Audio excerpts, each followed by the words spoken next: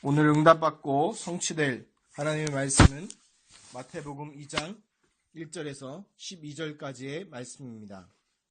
헤롯 왕 때에 예수께서 유대 베들레헴에서 나심에 동방으로부터 박사들이 예루살렘에 이르러 말하되 유대인의 왕으로 나신 이가 어디 계시냐? 우리가 동방에서 그의 별을 보고 그에게 경배하러 왔노라 하니 헤롯 왕과 온 예루살렘이 듣고 소동한지라.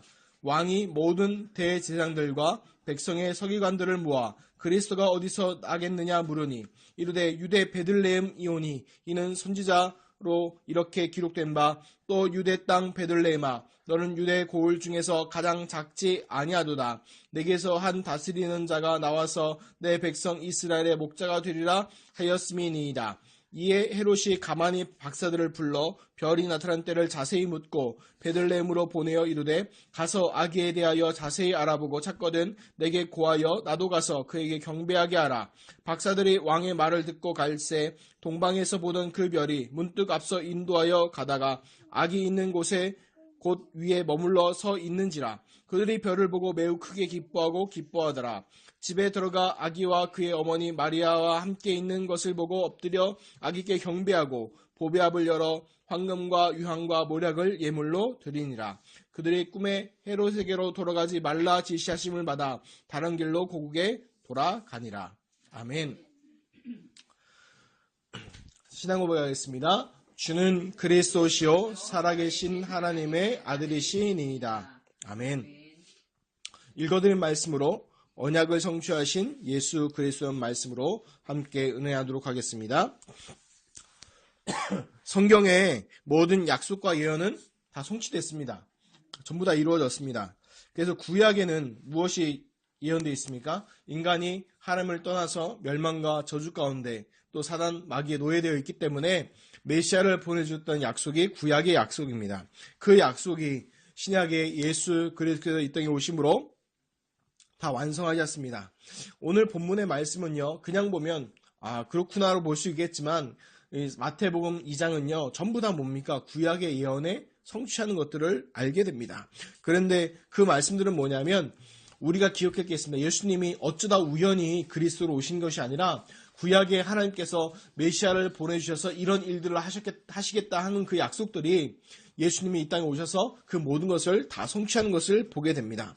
또 오늘 말씀의 핵심은 중요한 건 보면요. 이제 성탄절 크리스마스 때마다 주로 이렇게 연극을 한다 성극에 등장하는 장면 중에 하나죠. 바로 뭡니까? 동방박사 3명이 와서 이제 뭐 하는 겁니까? 아기 예수님께 경배하는 모습들을 많은 것들을 보게 됩니다. 근데 저는 개인적으로 그렇게 생각해요. 동방박사 이 3사람은요 존귀한 사람이라고 얘기합니다. 굉장히 신분이 높았어요. 심지어는 왕으로도 번역되기도 합니다. 그런데 이 사람 과연 3명이 왔을까요? 대표는 3명이겠지만 그 수행원들은 수십 많았겠죠. 그렇죠?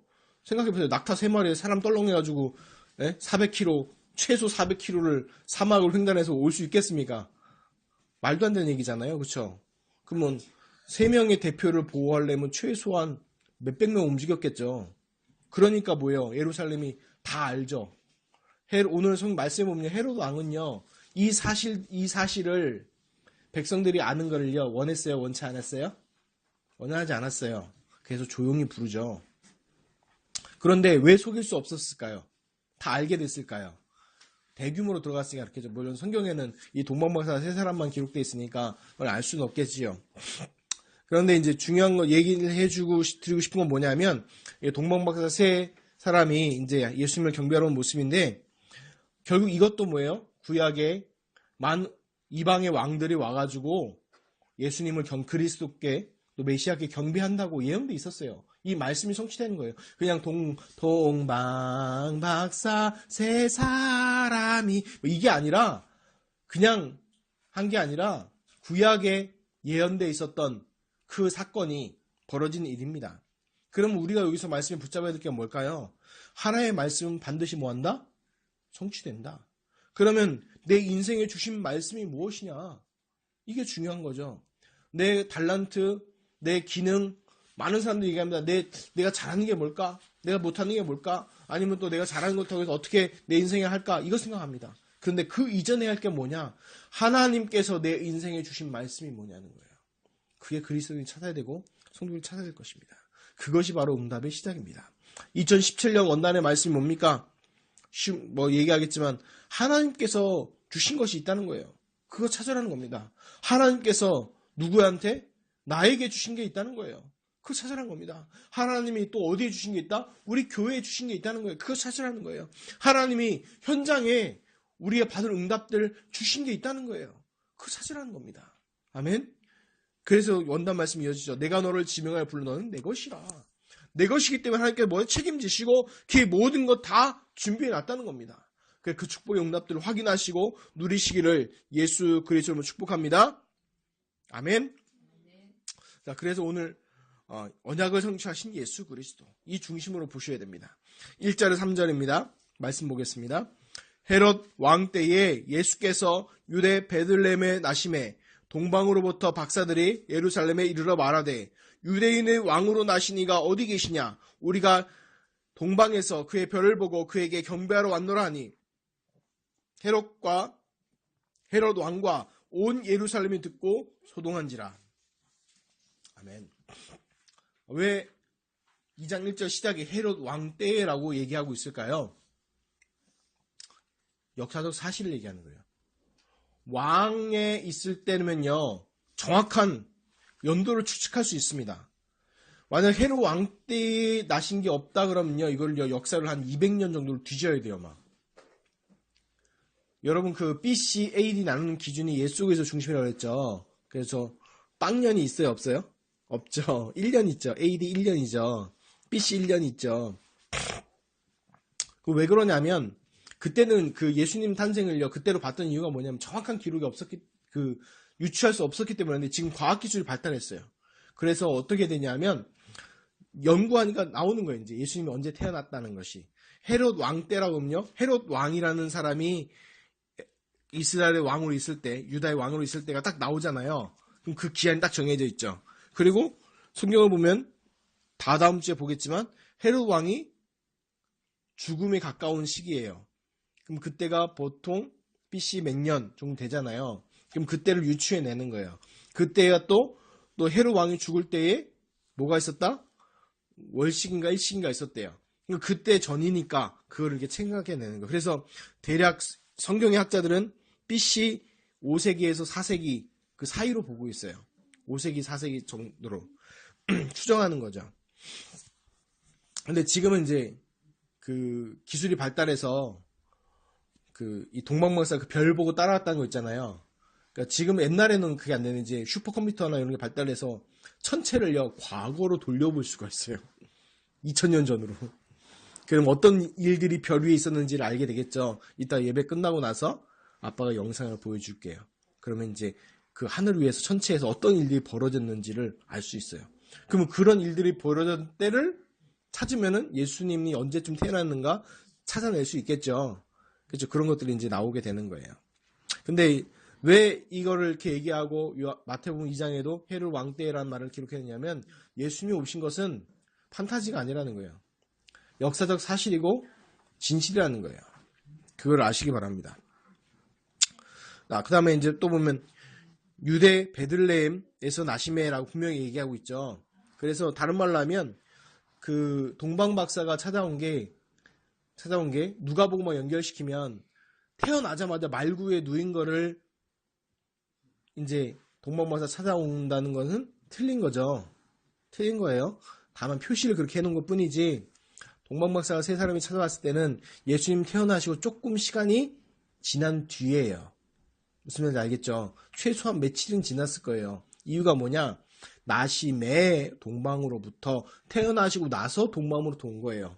그렇죠? 무슨 말인지 알겠죠? 성경이 기록한 거 보면 그렇게 된 거예요. 근데 이 베들레헴이라는 지명이요 또 있어요. 어디 있냐면 또 갈릴리 호수 근처에도 베들레헴이 있는데 유대 베들레헴이라는 유대 땅에 있는 베들레헴은 한 곳밖에 없어요. 그래서 유대 베들레헴이라 그냥 베들레헴이라고 그러면 헷갈릴 수 있잖아요. 그렇죠?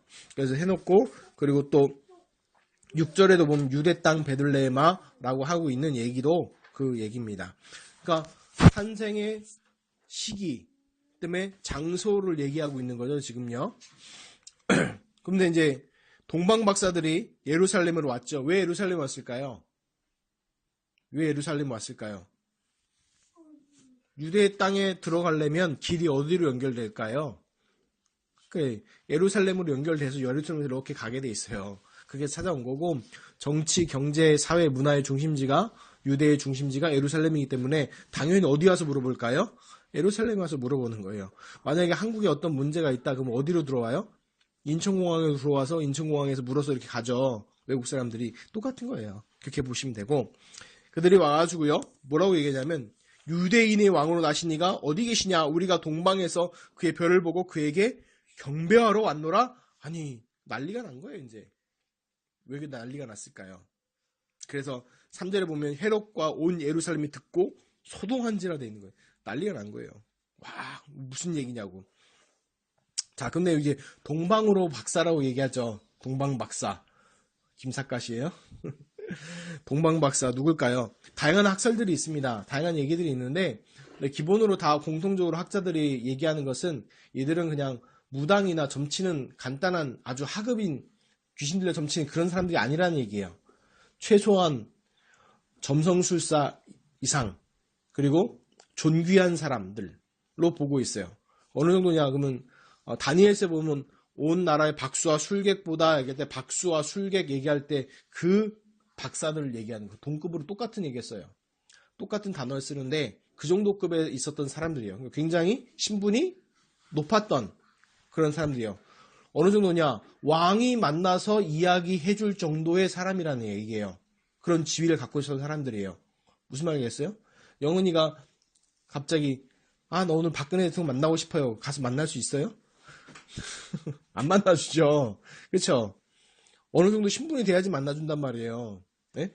근데 동방 박사들이 왕에 찾아가서 질문할 수 있을 정도의 위치에 있었던 사람들이에요. 그래서 뭐라고까지 얘기하냐면 왕일 수도 있다고까지도 해석해요. 그렇게까지도 보는 사람이 있어요. 그래 왜 그렇게 보냐? 왜냐하면 시편 68편 29절, 31편 72절, 또 이사야 49장 7절, 60장 1절에서 6절 보면 왕들이 와서 메시아를 경배할 것이라고 예언이 되어 있어요. 그래서 이 예언의 성취로 보는 거예요.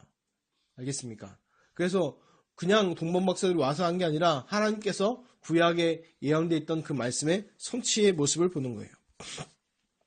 그런데 왜 이들이 와가지고 뭐라고 해요? 유대인의 왕을 물어봐요. 유대인의 왕으로 나신 이가 어디 계시냐? 한 가지 여러분이 이해해야 될 게 유대인들이 알고 있는 메시아의 별칭이 있어요. 그게 뭐예요? 마태에 보면 계속 흐릅니다. 다윗의 자손. 다윗의 자손이 이라는 게 유대인이 알고 있는 메시아의 별칭이에요. 그럼 이방인들에게 전달된 메시아의 별칭은 뭘까요? 유대인의 왕이에요. 유대인의 왕으로 나시니. 이게 이방인들이 이해하고 있는 메시아의 별칭이에요. 그러니까 쉬운 말로 뭐 물어본 거예요? 메시아 어디 나셨냐? 그러니까 히브리어는 메시아고 헬라어로는 뭐예요? 그리스도께서 어디 나셨냐? 이거 물어본 거예요. 그러니까 어떻게 될까요? 이제 헤롯 왕과 그 예루살렘을 듣고 소동이 난 거예요. 난리가 난 거예요. 왜 그러냐? 왜 그럴까요? 이들은 뭘 이해하고 있어요? 하나님의 말씀을 영적으로 이해하는 게 아니라 전부 뭘로? 육신으로 이해하고 있어요. 육신으로 이해하니까 어떤 메시아예요? 로마의 압제에서 벗어날 정치적인 메시아예요. 그러니까 헤롯 왕이 볼 땐 누가 태어난 거예요? 자기의 적이 태어난 거예요. 그러니까 이제 뭐 하는 거예요? 난리가 난 거죠, 이제.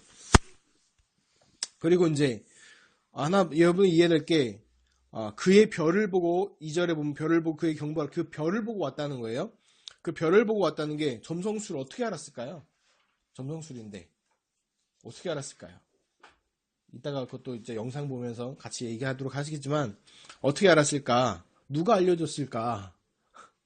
누가 알려줬을까요? 사단 귀신이? 아니죠. 창세기에 보면 하나님께서 알게 해줬어요. 그러니까 모든 이사와 몽조를 다니엘에도 알게 하셨고 이런 것도 알게 하셨다는 말은 뭐냐면 하나님께서 메시아가 올 때는 이런 일들이 벌어질 거다라는 거를요 많은 사람들한테 이미 언약과 약속으로요 전달시켜줬어요. 그게 어떤 게 점성술로 또 내려갔을 것이고 그래서 하나님께서 모든 것을 통해서 메시아가 오실 것이라는 것을 메시아 고대 사상이 이 당시 유대뿐만 아니고 유대교가 전파되어 있던 이방들과 많은 사람들에게 알고 있었다는 거예요. 어떤 사상? 메시아 고대 사상이에요. 메시아를 기대하는 그런 것들이 있었어요. 그리고 민수기 24장 17절에도 발람이라는 사람이 예언을 합니다. 시로 예언하는데 뭐라고 하냐면 한 별이 야곱에서 나오며 한 홀이 이스라엘에서 일어나서 라는 이 말씀의 또 성취예요. 그래서 전부 다 보면 뭐냐 우리가 그냥 성경 마태복음 그냥 읽으면 그런가 보다 하는데 그게 아니라 마태복음에 쓰여진 배경에 전부 뭐예요 지금 이거? 구약의 말씀의 성취들이에요 계속. 그거를 중요하게 보셔야 됩니다. 그런데 중요한 건 보면 뭐냐면 메시아가 오셨다는 소식을 들은 그 예루살렘은요 난리가 났는데 동방의 박사들은요 영적으로 알고 찾아왔는데 이 유대 지도자들, 정치적 지도자들 또 종교 지도자들은요 말씀은 알아요. 왜? 나중에 4절 6절 보면 미가서 5장 2절 찾아내잖아요. 그런데 영적으로 완전 무지한 거예요. 그 말씀 보겠습니다. 4절 6절 봅니다. 왕이 모든 대제사장들과 백성의 서기관들을 모아 그리스도가 어디서 나겠느냐 물으니 이르되 유대 베들레헴이오니 이는 선지자로 이렇게 기록된 바 또 유대 땅 베들레헴아 너는 유대 고을 중에서 가장 작지 아니하도다. 내게서 한 다스리는 자가 나와서 내 백성 이스라엘의 목자가 되리라 하였음이니이다. 아멘. 여기서 보면 분명히 구약의 율법에는요 대제사장은 몇 명이에요? 몇 명이에요? 한 명이에요. 한 명. 대제사장이 죽으면 그 다음에 대제사장을 뽑아요. 그럼 죽기 때까지 대제사장 한 명이에요. 근데 이상하죠? 예루살렘은 왕이 모든 대제사장과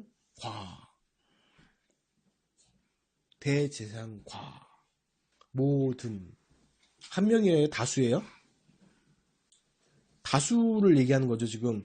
근데 구약에 예언되는 거는 이상하다. 이게 약속된 건 대상 한 명인데 살아있을 때는 왜 이렇게 했을까요? 헤롯 왕이 정치적으로 뛰어난 사람이에요. 정치 감각이. 그래서 대제사장을요 지가 임명해요. 마음에 안 들면 자르고 다른 사람 임명하고 대제사장들이. 그러니까 여러 명의 대제사장들이 있는 거예요. 전직, 현직, 또 과거, 고문 막 이렇게 해서 있는 거예요. 자기 입맛에 맞는 사람을 세웠다는 거예요. 그러니까 종교가 정치에 어떻게 돼요? 종교가 정치와 같이 결탁을 했다는 거죠. 권력이 나왔는 거죠, 이제. 그런 쓴 얘기 하고 싶은 건 아니고, 근데 이 대제사장 가문은요, 제사장도 누가 맡았냐면 사두개인들이 맡았어요. 근데 이 사두개인들의 공식적 논리는요, 부활이 없다고 주장해요. 그래서 굉장히 이 사람들은 세속적이고, 굉장히 권력을 탐하고, 권력을 이렇게 가지려고 하고 그래요. 또 반대로 이 서기관들은 주로 누구냐면 바리새인들이에요. 이 사람은 부활이 있다고 얘기하거든요. 그러니까 굉장히 금욕적이고 율법적이에요. 근데 둘이 친할까요? 안 친할까요? 원수예요. 안 친한 정도가 아니라 원수예요. 그런데 오늘 보면 왕이 대제사장들과 서기관을 한 자리에 모았어요. 한 자리에. 왜 그래요? 그리스도께서 어디에 나셨는지에 대해서 양쪽 다 물어보기 위해서. 그러니까 헤롯이 보면 정치 감각이 굉장히 뛰어났던 사람이에요. 헤롯 왕이 육신적으로 보면. 그런데 영적으로 완전 무지한 사람입니다. 근데 물어보니까 이제 근데 이 대제사장과 사두개인들 보면요. 대제사장들과 서기관 보면 예수님 태어날 때도 갑자기 동지가 되더니 예수님 죽을 때도 동지가 됩니다. 예수님 십자가에 못 박아 선고 내릴 때도 또 친구가 돼요. 같이 한마음 돼서 예수님 십자가에 못 박고. 결국은 뭐예요? 복음 놓치고 다른 거 주장하고 닦고 그런 거 하면 결국 누구 손에 있다는 거예요? 사단 마귀 손에 있다는 거예요. 우리가 왜 오직 복음하고 오직 그리스도에 대한 이유가 뭐냐면 그 사단의 계계를 이기고 속지 않으면 그 방법밖에 없기 때문에 그렇습니다. 자, 근데 이들이 어디서 성경을 찾냐면 미가서 5장 2절을 인용해서 찾아냅니다. 그래서 어떤 일을 하실지 정확히 얘기하고 이제 그 말씀을 얘기하죠. 그런데 이들은요, 아까 말씀드린 종교적 지식은 있었어요. 그리스도가 어디서 나시겠냐 찾아보니까 찾아낼 정도로 알죠. 그 당시에 구글 검색기가 있었겠습니까? 컴퓨터가 있었겠습니까? 그때 말씀드렸죠. 성경은 어떻다고요? 파피루스라고 그래가지고 이만한 두루마리라니까요. 그럼 두루마리 다 펼쳐서 찾아야 돼요. 할 수 있어요, 없어요? 없어요. 그럼 어떻게 찾았을까요? 어떻게 찾았을까요? 누군가 암송하고 있었던 거예요. 기억하고 있었던 그 내용을. 무슨 말인지 알겠어요? 그러다가 암송하고 있으니까 거기를 찾아서 여기구나 라고 말해준 거예요. 이해하시겠어요? 그만큼 성경의 지식이 있었다니까. 구약에 누가? 대제사장들과 서기관들이요. 그런데 뭐는 없어요. 종교적 지식은 있고 세상적 지식은 있지만 영적 지식은 없는 거예요. 그러니까 어떻게 됩니까? 무너져 버리는 거예요. 그래서 호세아 4장 6절에 보니까 이렇게 얘기합니다. 내 백성이 지식이 없으므로 망한도다. 여기서 말하는 지식이 1 더하기 1은 2, 구구단 얘기합니까? 세상의 지식을 얘기하는 게 아니라 영적인 지식과 예수 그리스도의 복음을 얘기하는 거예요. 그 복음이 없으니까 그렇게 망해가는 것을 얘기하고 있는 것입니다. 자, 7절에서 9절 봅니다. 이에 헤롯이 가만히 박사들을 불러 별이 나타난 때를 자세히 묻고 베들레헴으로 보내며 이르되 가서 아기에 대하여 자세히 알아보고 찾거든 내게 고하여 나도 가서 그에게 경배하게 하라. 박사들이 왕의 말을 듣고 갈새 동방에서 보던 그 별이 문득 앞서 인도하여 가다가 아기 있는 곳에 위에 머물러 서 있는지라. 왜 자세히 물었을까요? 헤롯 왕이. 진짜 헤롯 왕이 진짜 경배하려고 그랬을까요? 아니죠. 뭐 하려고요? 조용히 죽여버리려고 그런 거예요. 그것도 이들한테요. 그냥 다 같이 있는 데서 얘기하면요. 아니니까 조용히 따로 동방박사를 부른 거예요. 왜? 자기 왕의 권위로 협박하는 거예요. 와서 해라. 와서 살짝 얘기해라. 안 하면 뭐 하겠다? 니들 갈 때 샥샥 죽여버리겠다. 이런 거예요. 지금 그게 깔려 있는 거예요. 그러니까 쉬운 말로 뭐예요? 정치적 메시아로 정치인 걸로 인식해서 죽여버리려고 했던 거예요. 근데 하나님 속으세요? 안 속으세요? 안 속죠. 그러니까 다른 말로 하면 하나님의 구원 사역은 못 바꿉니다. 하나님의 절대 계획이에요. 근데 절대 계획 속에 누가 들어와 있습니까? 여러분과 제가 들어간 줄 믿습니다. 자, 9절에 보니까 환타지 소설 같은 내용이죠. 왕의 말을 듣고 할새 동방에서 보던 그 별이 문득 앞서 인도하여 가다가 아기 있는 곳 위에 머물러 서 있는지라. 그전에는 그게 혜성이었다, 뭐 여러 가지 얘기들이 많이 있었어요. 이거에 대한 얘기들이. 그런데 나중에 과학이 발달하면 천체에 어떤 일이 있었는지가 보게 되니까 이 일이구나, 이런 일이 있었구나 라고 알게 됐죠. 다른 말로 뭘 얘기하냐면 하나님께서 동방박사들의 발걸음을 인도하시 가시는 거예요. 왜 그럴까요? 그게 그냥이 아니라 구원과 구원 사역의 성취를 때문에 그런 것이죠. 다른 말로 하면 구약에 예언하는 그 말씀을 성취하기 위해서 인도하고 가신 것입니다. 그걸 볼 때 여러분들이 기억할 게 있어요. 그럼 동방박사만 인도하고 끝납니까? 아니요. 우리 구원받은 하나님의 자녀 예수가 그리스도를 믿고 하나님 떠난 문제 해결받고 죄 문제 해결받고 사단 마귀 귀신의 모든 그 권세 꺼트리고 모든 저주 재앙이 끝난 우리 구원받은 하나님의 자녀는 그 발걸음은요. 어느 길이에요? 세계복음화의 길입니다. 그리고 어느 길입니까? 하나님의 완벽한 인도와 보호 속에 있음을 믿으시기를 예수 그리스도로 축원합니다.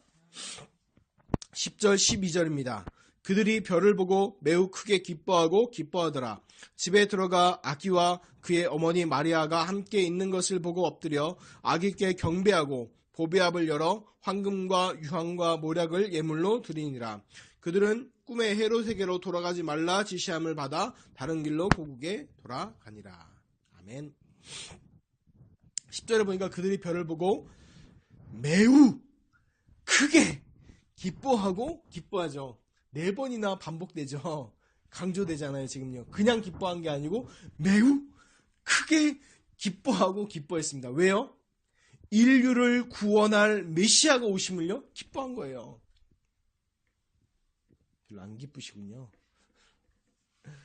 이 헤롯과 그 유대인들은 별로 안 기뻐했어요. 왜요? 자기의 기득권을 잃어버릴까봐 그 두려움이 왔던 거예요. 그러니까 죽이려고 했겠죠. 근데 이들은 인류를 구원할 메시아가 나심을 기뻐했습니다. 근데 어떤 분들은 얘기하더라고요. 누가복음에는 예수님이 구유에 나신 걸로, 구유라는 게 뭐냐면 이제 그 짐승들이 물 먹고 밥 먹는 것을 구유라고 그래요. 이렇게 둥그레 파는데 거기에 있다고 그러는데, 아니 왜 이 집입니까? 부모는요, 태어날 때는 그렇지만 계속 거기에 있었겠습니까? 생각을 해보세요. 예수님이 태어나시고 나서 최소한 동방이라는 곳이요, 어느 지역으로 생각하냐면 최소한 바벨론 지역으로 생각하거든요. 더 멀리는 인도까지 보는 사람들이 있어요, 학자들이. 그럼 거기서부터 오려면요, 지금 뭐 비행기 탑니까? 예? 비행기 타고 하루 만에 가요? 몇 시간 만에 옵니까? 아니죠. 400km 오려면요, 하루에 한 20km, 30km도 못 가요. 그럼 며칠이에요, 최소? 400km라면? 최소? 열흘 넘어요. 20일에 30일이에요. 20일, 30일 동안 계속 그러면 말 구유통에 있습니까? 그게 말이 안 되는 거죠. 그쵸? 그러면 어디에 있을까요? 집을 구했겠죠. 그쵸? 이렇게 상상이 안 가십니까? 물론 성경은 상상을 하면 안 되겠지만, 그래서 집이라고 얘기하는 거예요. 그 누가복음에 틀린 게 아니라, 누가복음 때는 예수님이 태어나신 것은 말구에 태어나셨지만 그 이후에는 집을 구해서 이동한 것을 알 수 있겠죠. 그래서 그 왜 그러냐, 그 얘기를 마태복음 2장 1절에 보면 얘기하시잖아요. 베들레헴의 나심에 태어나고 나서 동방으로부터, 그러니까 태어나시고 나서 동방으로 출발했다는 것을 얘기하고 있는 거지요. 자, 그런데 흘랐음을 얘기하는데, 근데 명동성당에 가니까 재미있는 게 있더라고요. 예수님 어디에 누워있어요? 말구에 누워있고 동방박사 세 사람이 이렇게 경배하는데, 그 경배하는 라인 선상에 누가 있냐? 예수님 뒤에 누가 있을까요? 당연히 마리아가 있더라고요. 결국 천주교에서 얘기하는 건 결국 마리아 숭배구나. 결국 그 얘기하고 싶은 거구나. 그걸 알게 됐더라고요. 그런데 오늘 성경 말씀 보니까 재밌어요. 이 동방박사 세 사람이 누구한테 경배했어요? 성경을 보세요. 11절을 보면 그의 어머니 마리아가 함께 있는 것을 보고 엎드려 누구께? 마리아께? 아기께. 그러니까 이분이 누구예요? 예수 그리스도시잖아요. 예수님께만 경배합니다. 마리아 아니요? 마리아는 경배의 대상이 아니에요. 물론 동정녀의 몸으로 예수 그리스도 성령으로 잉태한 것은요, 대단한 거죠. 그 믿음의 결단하고 대단한 거지만 그는 신이 아니에요. 근데 재미있는 게 그 명동성당에 보니까 뭐라고 해야 되냐면 이렇게 했어요. 원죄 없이 죽으신. 그래서 엄마야? 원죄 없이 죽었다는 얘기 신이거든요. 하나님이라는 얘기거든요. 엄마야? 이분들 봐라. 자, 그래서 우리가 경배하고 믿는 건 누구입니까? 누구밖에 없어요? 오직 예수 그리스도를 믿습니다. 왜? 마리아가 우리의 원죄 문제를 해결하지 않았어요. 우리의 하나님 떠난 문제 해결하지 않았습니다. 그 죄 문제, 사단 마귀 문제 해결하지 않았어요. 똑같은 인간의 몸이었다니까요. 그래서 속지 마시고 오직 예수 그리스도 하시기 바랍니다. 그래서 어떻게 알았을까요, 정말? 그 이후에 마리아 숭배할지를 어떻게 마태가 알았을까요? 예? 마리아 숭배사상 나온 거는 뒤에 300년 지나서인데 대단하죠. 아기께, 그 예수 그리스도께 경배합니다. 근데 경배할 때 뭘 예물로 드립니까? 이 당시에 왕을 만날 때는요, 왕 그때 만나서 왕 하이 이러지 않습니까? 왕 만나서 반가워요 이러지 않아요. 왕을 만나면 뭐 해야 돼요? 높은 사람 만나면 예물을 드려야 돼요. 그러니까 쉬운 말로 선물을 줘야 돼요. 이게 당신을 존경하고 당신을 높입니다 라고요, 예물을 드리는 거예요. 그러니까 쉬운 말로 이 동방박사 세 사람이 아기 예수께 예물을 드렸다는 것은 뭘로 인정하는 거예요? 왕으로 인정한 거예요. 누구의 왕? 유대인의 왕. 유대인 왕의 뜻은 뭐라고요? 메시아, 그리스도라는 걸 인정한 거예요. 이들이. 신앙 고백이에요. 나름대로. 근데 이제 황금과 유황과 모략이잖아요. 이게 뭘 상징하는지 아시죠? 황금은 왕을 상징하고, 유황은요, 제사장을 상징하고, 모략은 뭘 상징할까요? 예수님의 죽으심을, 장사하심을 상징하는 거예요. 그래서 왕, 제사장, 그 예수님의 장사 지내는 것을 상징하는 거. 여태까지 배운 거 다르잖아요. 선지자, 제사장, 왕이시라면서요. 맞습니다. 그리스도의 사역을 하신 건데 가장 중요한 왜 선지자는 안 들어있나요? 오셨잖아요, 이미. 그쵸? 이미 오셨잖아요. 그쵸? 근데 뭐 하시려고? 죽으시려고. 많은 일의 대속물로 죽기 위해서 이 땅에 오신 거잖아요. 그래서 왕, 선지자, 제사장 일을 하신 그 예물이라고 얘기하는 겁니다. 그래서 헤롯은요, 나름 또 지혜를 썼죠. 몰래 동방박사 세 사람 불러가지고 중요한 밀담을 나누죠. 밀담을 나눴다는 얘기는 안 지키면 반드시 보복하겠다는 건데 속지 않죠. 하나님께서 그들에게 동방박사에게 다시 다른 길로 돌아가라고 하시죠. 근데 이 동방박사들이 사람의 뜻, 헤롯 왕의 말을 듣지 않고 어디로 갑니까? 다른 길로 돌아가잖아요. 우리가 기억할 게 있어요. 하나님의 뜻을 따를 것이냐? 사람의 뜻을 따를 것이냐? 어떨 때는 사람의 뜻을 따르는 게 훨씬 좋아 보일 수도 있어요. 그런데 기억하기 바랍니다. 우리는 누구의 자녀예요? 하나님의 자녀죠. 그래서 하나님의 뜻대로 가는 축복이 있으시길 바랍니다. 결론입니다. 그래서 예수님께 오늘 말씀도 쭉 보면서요. 기억할 게 예수님께서 하신 일들 또 아기 때부터 있었던 모든 그 일들은요. 구약의 예언을요. 성취하고 완성하시는 겁니다. 그래서 예수님 얘기하죠. 자기가 율법을 폐하러 한 줄 착각하지 말아라. 하나님의 말 1.1에 하나라도 다 이루어진다고 말씀하시죠. 그래서 율법을 폐하러 오신 게 아니고 율법을 완성하러 오신 분이 예수 그리스도신 거예요. 다른 말로 우리가 율법을 지켜야 되는데 예수 그리스도 율법을 다 완성하셨기 때문에 우리는 뭐 해요? 그 안에서 누리면 되는 거예요. 그게 그 말입니다. 자, 그래서 성경으로요 기록해서 우리에게 주셨습니다. 그 말씀을 주셨어요. 기억할 게 있어요. 그 뭐냐면 하나님께서 그 모든 성경을 기억해서 우리에게 주신 것은 뭐냐면 그 말씀을 붙잡으면 동일한 응답과 동일한 그 축복의 응답이 시작된다는 겁니다. 아멘. 그래서 기억하세요. 말씀을 기록하게 하시고 그 말씀을 이루신 그 성령은요. 지금도 동일하게 역사하고 계십니다. 아멘. 그리고 그 심부름했던 천사들은요. 지금도 뭐하고 있을까요? 활동하고 있습니다. 혹시 여러분 YTN이나 이런 거에 성령님 돌아가셨다, 천사들 죽었다는 소식 들어본 적 있습니까? 없죠. 그럼 그 성령과 그 천사 역사는 지금도 뭐한다? 지금도 활동하고 있다는 거예요. 먼 옛날에만 그랬던 게 아니라 그 성령의 역사와 천사의 활동은요, 지금도 지속되고 있다는 겁니다. 그래서 중요한 게 뭐냐면 문제 사건과 어떤 것들이 올 때, 어떤 것들이 오면, 문제 사건들이 오면 기억하세요. 그걸 응답으로 아시기 바랍니다. 그거를 피하려고 하지 마세요. 정면 도전하시기 바랍니다. 그럼 정면 도전하는 게 뭡니까? 피하려고 하는 게 뭡니까? 말씀을 찾고 말씀 붙잡으시기 바랍니다. 하나님께서는 분명히 우리에게요.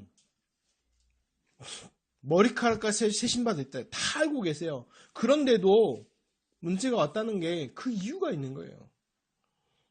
영원이랑 은택이가 만약 수두가 왔잖아요. 수두가 왔으면 하나님 수두 온 거 가려운 거 뻔히 아는데 왜 수두 앓게 하셨을까? 수두의 특징이 있다며요. 한 번 앓으면 절대 안 하는다면서요. 그렇죠. 나중에 어떤 지역에서 어떤 선교의 활동을 할지 모르겠지만 세계복음을 할 수 있는 중요한 체력들을 지금 준비하게 하시는 거예요. 하나님께서. 그래서 뭐냐면 말씀을 찾고 붙잡으시기 바랍니다. 뭡니까? 하나님께서 역사하는 시작은 뭐냐? 역사의 시작은요. 갑자기 뭐 천둥 번개치고 막 어떤 현상이 일어나고 이게 아닙니다. 하나님 말씀으로부터 시작돼요. 여러분 창세기에 시작할 때 어떻게 합니까? 하나님께서 말씀하시니 그대로 된지라. 아멘? 하나님이 나에게 말씀하옵소서. 누가복음에도 보면 뭐라고 합니까? 주의 계집중이오니 말씀하신 대로 내게 이루어지이다. 얘기하잖아요. 우리에도 그 축복이 있으시기 바랍니다. 2017년 하나님 내게 주신 말씀들, 제2의 RTC 운동과 나 교회 현장, 그 하나님께 준비하신 것 찾을 뿐만 아니라 내가 너를 지명하여 불렀나니 너는 내 것이라 하셨습니다. 그 말씀의 축복들이 내게 있으시기를 예수 그리스도 이름으로 축원합니다. 아멘. 기도하겠습니다. 하나님 감사합니다. 오늘 말씀을 통하여서 언약을 성취하신 예수 그리스도의 말씀을 받았습니다. 구약의 예언 그대로 그 모든 것을 이루셨습니다. 하나님, 그래서 이제부터 다른 응답을 기다리는 것이 아니라 지금 나에게 주어진 모든 것이 응답으로 알고 그 속에서 하나님의 말씀을 찾고 붙잡는 응답이 시작되게 하여 주옵소서. 감사드리며 예수 그리스도 이름으로 기도하옵나이다. 아멘.